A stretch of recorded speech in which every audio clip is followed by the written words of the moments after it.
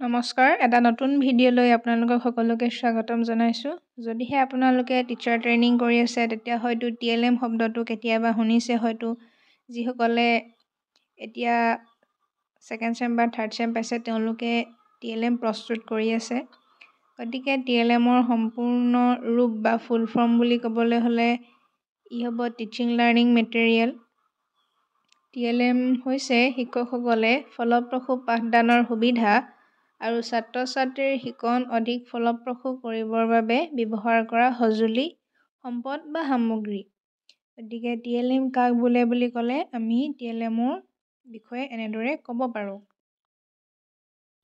TLM সমূহ সাধাৰণতে এজন শিক্ষকে যেতিয়া পাঠদান কৰিবলৈ যায় তেতিয়া তেওঁ পাঠ পৰিকল্পনাৰ লগতে TLM সমূহ হাতত লৈ যায়। TLM সমূহৰ সহায়ত বিষয়বস্তুসমূহ ভালদৰে বুজি পোৱাত সহায়ক হয়।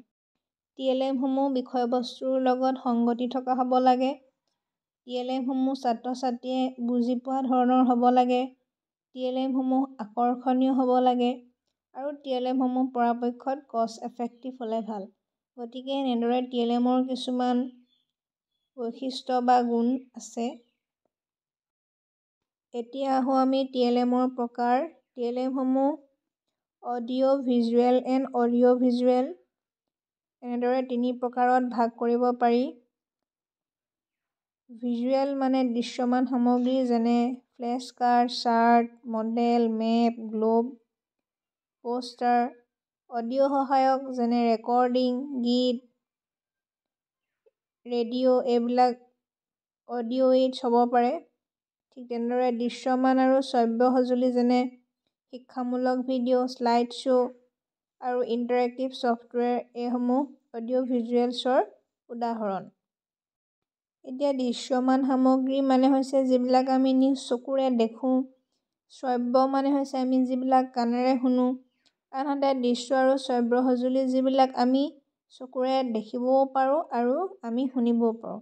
যেনে এটা শিক্ষামূলক ভিডিঅ', যেনেকৈ প্ৰেজেণ্টেশ্যন য'ত শ্লাইড শ্ব' দেখুওৱা হয়, যেনেধৰণে এজন ব্যক্তিয়ে কৈ যায় আৰু তাৰ সমান্তৰালভাৱে কিছুমান শ্লাইড শ্ব' দেখুওৱা হয়।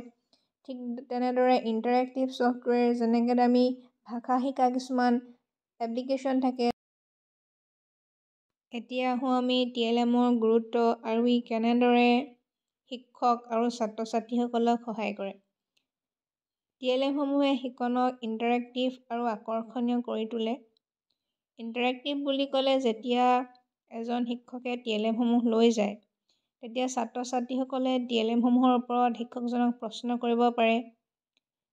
ধৰি লওক এটা উদাহৰণস্বৰূপে যদি এজন শিক্ষকে কিছুমান কাৰ্ড লৈ যায়, তাত ঘৰচীয়া আৰু বনৰীয়া জীৱ-জন্তুৰ চিত্ৰ থাকে আৰু কাৰ্ডসমূহ প্ৰদৰ্শন কৰি যদি শিক্ষকজনে ছাত্ৰ-ছাত্ৰীক প্ৰশ্ন কৰে যে এয়া যিটো জন্তু আছে, জন্তুৰ চিত্ৰ দেখা পাইছা, তোমালোকে এই জন্তুবিধ ঘৰচীয়া নে বনৰীয়া কোৱাচোন। তেতিয়া তেওঁলোকে হয় ঘৰচীয়া নহয় বনৰীয়া উত্তৰ দিব। গতিকে ই ক্লাছটো ইণ্টাৰেক্টিভ কৰে।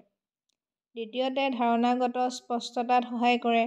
ধৰি লওক এজন শিক্ষকে দিন আৰু ৰাতি কনচেপ্টটো ছাত্ৰ-ছাত্ৰীক বুজাবলৈ গৈছে। তেতিয়া তেওঁ এটা গ্লোব আৰু এটা টৰ্চৰ সহায়ত তেওঁলোকক দেখুৱাব পাৰে যে সূৰ্যৰ পোহৰ পৰিলে কেনেদৰে দিন হয় আৰু কেনেদৰে ৰাতি হয়। ঠিকদৰে ইয়াৰ দ্বাৰা ছাত্ৰ-ছাত্ৰীৰ সক্ৰিয় অংশগ্ৰহণক উৎসাহিত কৰে। তাৰপাছত আহিলে বৈচিত্ৰ্যময় শিকনশৈলীৰ প্ৰতি লক্ষ্য ৰাখি ইনক্লুচিভ এডুকেশ্যনক সমৰ্থন কৰে। আৰু যেতিয়া এজন শিক্ষকে TLM ব্যৱহাৰ কৰে ই বিষয়বস্তু বুজি পোৱাত সহায় কৰাৰ লগতে অধিক সময়ৰ বাবে মনত ৰখাৰ সুবিধা হয়।